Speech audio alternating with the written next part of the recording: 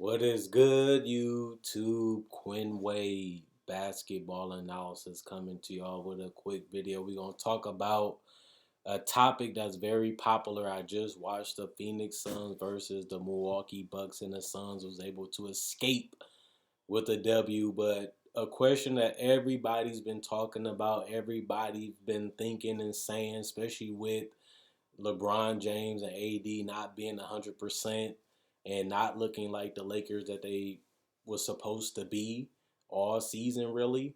But it's the Phoenix Suns contenders. It's finally my take and my time to tell my opinions. I have gathered the knowledge and read and watched a lot of games. And, I was a person that was high on the Suns coming into the year. I had them finishing with home court advantage in the Western Conference. Most people had them as six or below. I thought that they'd be significantly better than that, and they have been even better than what I thought, as they have become the second best team in the Western Conference for majority of the year. Because in the beginning of the season, they was number one and number two, but they fell down a little bit once Devin Booker got injured, and now they have been able to climb back up, and they haven't been able to surpass Utah. They have a chance now with Donovan Mitchell being injured. We'll see how they continue to hold down the fort without him. But the Suns are incredible. This team has been one of the scariest teams in the Western Conference. They have the bravado and the confidence that you would like in a young team. They're not scared of anybody. They go at you. They talk to you, and they back it up. They have an amazing record for a team that's basically built on youth, and very little, experience sprinkled in there. And then you look at the fact that Chris Paul. Chris Paul, to me, is having an All NBA caliber season. He has already been validated with that as an All Star, and his ability to control the tempo, control the pace, pick apart defense, defend, still at a great level for his age, while also being able to be clutch. He hit a big shot that helped them stay within the game and get the lead. And having him and Devin Booker that can create their own shots and facilitate while also being able to knock down the tough ones and having the confidence to even take them and make them throughout their entire careers before linking up and since linking up together, this team is going to be a tough out. Can the Suns win a championship? I have to see more, just because this team hasn't been battle tested enough. I feel like they have shown a lot of pride, a lot of heart, and a lot of fight. They have really been passing all my tests for a team that's hungry. They have passed a lot of my tests for a team that has become now. They're not no longer the future. They're not no longer coming up. They have shown that they can compete with just about anybody at the highest level. But I always tell people it's just another level when it's in the playoffs. And a lot of people always, what about the regular season? But the playoffs is different. You're playing against the best coaches, the best players, the best teams, and you're getting the best competition outside of the first round. But in the Western Conference, that's not even the case because your first round opponent is going to be tough. So we'll see when they go against the heavy hitters. They have already shown that they can be on their level from game to game, but I don't know if they can be on their level for an entire series. You still have to beat those teams four times to put them out. But with Devin Booker really hungry to make the playoffs and really solidify himself as a superstar in this league alongside Chris Paul, who I do think made a big difference. I feel like that Chris Paul trade, not only did they not give up much to get him, it was the reason why they're number two.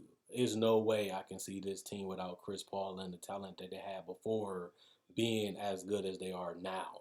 But that's why you make that move, and I love when they made it. People felt like Chris Paul would be too hard on him. He'd be too this and too that. He has been the guy that they have needed. He holds them accountable. He challenged them, but he also backs it up in practice, on the court, and as a mentor. And he wanted to play with Devin Booker. He respected Devin Booker. There's like a lot of hoopers and a lot of stars in this league, and to see Devin Booker be back-to-back All-Star and also being the player that we're accustomed to seeing, but sharing the ball, playing off the ball, knowing when to dominate when he has the ball, are all key ingredients to be successful. You have to be you. You have to play a game, and you have to do what makes you who you are and what got you there. And Devin Booker hasn't changed that, and neither has Chris Paul. And people thought that he had to do this, he had to do that. No, do you? I came here to play with you. I came here to be great with you. And both of them haven't sacrificed much from each other's game, and the team has been successful. I got more love for DeAndre Ayton than other people. When DeAndre Ayton was drafted, I never looked at him as a superstar. I never looked at him as a guy that would be a 25, 30-point scorer. You can say, then why would they take him number one? Because they feel like Devin Booker can lead them to the playoffs, and he's doing that now. We didn't see the Chris Paul trade happening, but they are a serious team, and the Devin Booker belief is paying off right now, especially because we haven't seen the playoffs with this team just yet. But Aiden has been solid. This is a starting level center that can score the ball from mid range, is a good free throw shooter, a decent passer for where he was as a college player to where he is now, and a solid rebounder. He's not a franchise altering offensive player. He's not a franchise altering defensive player.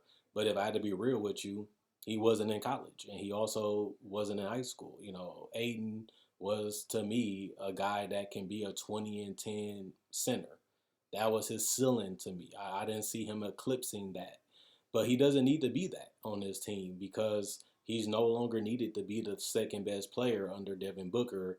He just needed to be a role player. And it sounds crazy that you draft that number one, but most teams draft off need. We needed a guy that can do what he does now. And he has excelled in that role. He has listened, he has paid attention, he has grown, he has improved, and he has been dependable. He hasn't really had no major injuries, haven't really missed a significant amount of time. He's not hungry for the ball. He's not asking for the ball. He's not greedy.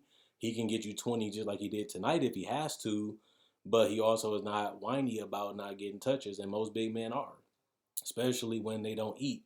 And he has been fine with it. He has sacrificed his ego. He has sacrificed his game for the betterment of the team, and look how successful they have been so far this entire season. Mikal Bridges has been spectacular. I love that they took the gamble trading to get him, and he has been the perfect complementary player that I thought that he can be alongside Aiden and Booker because he doesn't need the ball and he doesn't ask for the ball, but when he gets it, he can be lethal because he always moves, whether it's cutting, getting out in transition, and always moving when the ball is moving or moving even when it's not, and he just gets open. He showed that against the Bucks, where if you don't pay attention to him, he can kill you. He's an excellent set feet, spot up shooter, but he is also a good help and individual defender from time to time, and you need that. Guys that don't want the ball, don't need the ball, don't complain about the ball. That's what you need when you have other superstars, which they have with Chris Paul and Devin Booker, and it all fell into place now. They didn't blow your mind in the draft. They didn't become superstars, but you need guys that know their role, play their role, and compete. And you got that with Aiden and Bridges, and that bridge has been sustainable because they have been the perfect complementary players for the All Star duo. Not only that, I like their bench.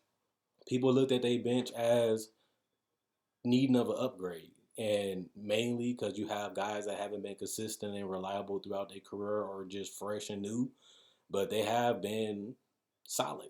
They bench, was looked at as a whole, and they have held their own throughout the entire season.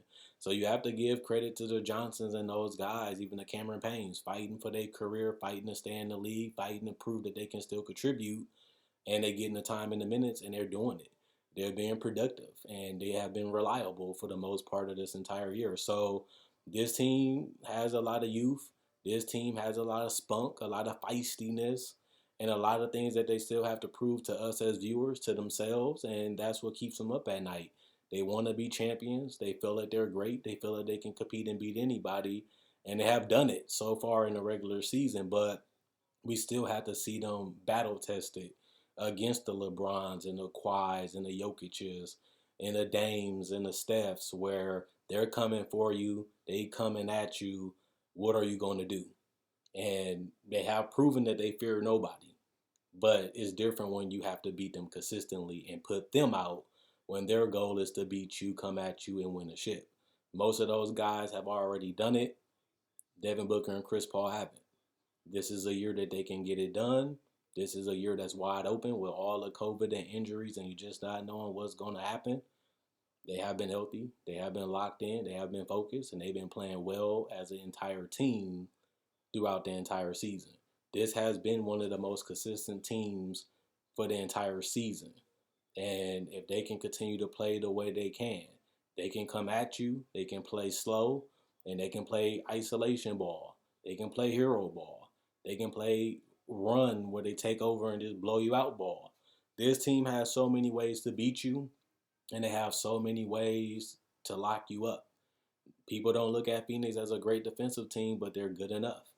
And a lot of the times, you just have to be able to know where to be, know what to do, and execute the game plan. And they have been well coached by Monty Williams last year and this year to me.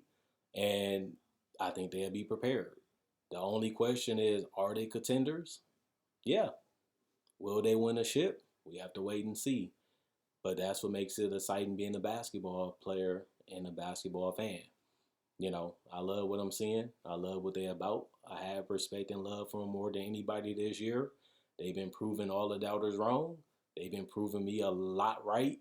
But this is the team I expected them to be when it comes to, dominance. But I ain't going to lie. This team is fun to watch. They can make some shots. They can take some shots. And they let that thing fly when they hot. But at the same time, it's just a different animal when you're playing for a ship. We're going to have to see if they can rise for the occasion. We're going to have to see if they can hold their own.